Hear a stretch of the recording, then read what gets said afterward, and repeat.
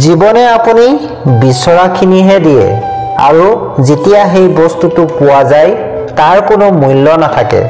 ভগৱান শ্ৰীকৃষ্ণই গীতাত কৈছে যে সফলতা লাভ কৰিবলৈ হ'লে জীৱনত কিছু পৰিৱৰ্তন কৰিব লাগিব। শ্ৰীকৃষ্ণই ভাগৱতত কৈছে আমাৰ সফলতা কেৱল আমাৰ কৰ্মৰ ওপৰত নিৰ্ভৰ কৰে। আমি জীৱনত সদায় কিবা নহয় কিবা এটা বিচাৰোঁ, এয়া আমাৰ স্বভাৱ। এতিয়া এই সকলোবোৰ আশা আৰু উচ্চাকাংক্ষা পূৰণ কৰিবলৈ আমি কাৰ্য সম্পাদন কৰিব লাগিব। এতিয়া আপুনি কি অনুভৱেৰে কামটো কৰে সেয়া আপোনাৰ ওপৰত নিৰ্ভৰ কৰে। আপোনাৰ কৰ্মৰ আঁৰত থকা অনুভৱ আপোনাৰ সন্তুষ্টিৰ আটাইতকৈ ডাঙৰ কাৰণ হ'ব পাৰে।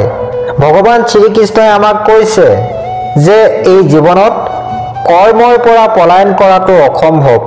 এতিয়া আপোনাৰ কৰ্মই আপোনাক সন্তুষ্ট কৰক বা আপোনাৰ হৃদয় জ্বলাই দিয়ক। মানৱ জীৱনৰ নীতি হৈছে কৰ্ম, জীৱনৰ ভিত্তি হৈছে কৰ্ম।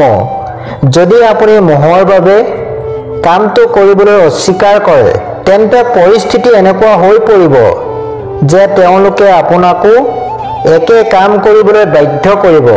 এইটো একে কথা যেতিয়া অৰ্জুনে কুৰুক্ষেত্ৰ মহাযুদ্ধৰ মাজতে নিজৰ অস্ত্ৰবোৰ থৈ দিছিল, কাৰণ কেই মুহূৰ্তমানৰ বাবে অৰ্জুন এই ভ্ৰমত আবদ্ধ হৈ পৰিছিল যে অস্ত্ৰ তুলি লৈ তেওঁ নিজৰ পৰিয়াল আৰু নিজৰ পৰিয়ালটোৰ ধ্বংস কঢ়িয়াই আনিব। তেতিয়া হয়তো অৰ্জুনে নিজৰ কামত সন্তুষ্টি বা আনন্দও পোৱা নাছিল।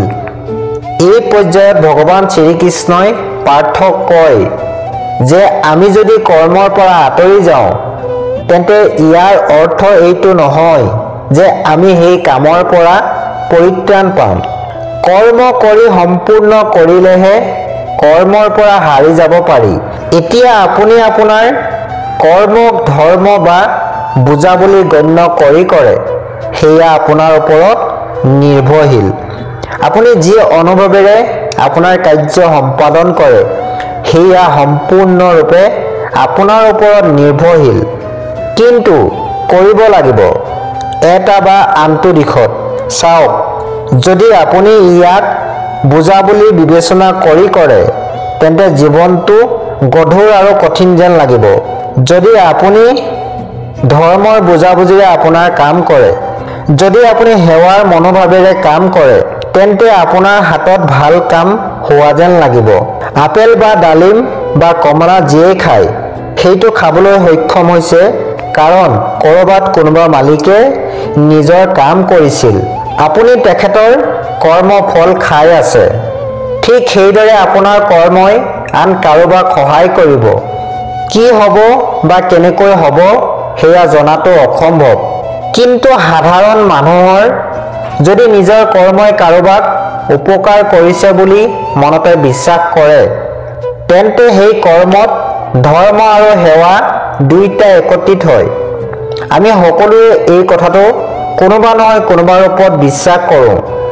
আৰু উদাহৰণস্বৰূপে যেতিয়া আমি এনেকুৱা এটা কাম কৰোঁ যিটো আমি ইমান ভাল নাপাওঁ কিন্তু সেই কামৰ বাবে আমাৰ ঘৰখন চলি থাকে বা আমাৰ পৰিয়ালটো সুখী হয়, তেতিয়া আমি আমাৰ মোহটো এৰি দিওঁ। ধৰ্মৰ অৰ্থ এই গ্ৰন্থত পোৱা যায়। ভগৱান শ্ৰীকৃষ্ণই আমাক বুজাইছে যে আমি এখন সমাজত বাস কৰোঁ, গতিকে ইয়াৰ প্ৰতি আমাৰ কিছু দায়িত্ব আৰু কিছু কৰ্তব্য আছে।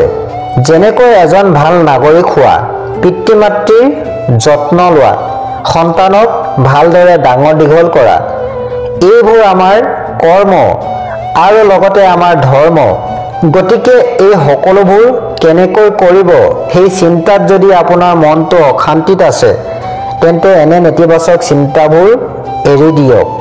বৰঞ্চ বিশ্বাস কৰক যে যদি ভগৱানে আপোনাক এই কামটো কৰাৰ দায়িত্ব দিছে তেন্তে ঈশ্বৰেও আপোনাক সেই কামটো কৰিবলৈ শক্তি আৰু ধৈৰ্য দিছে।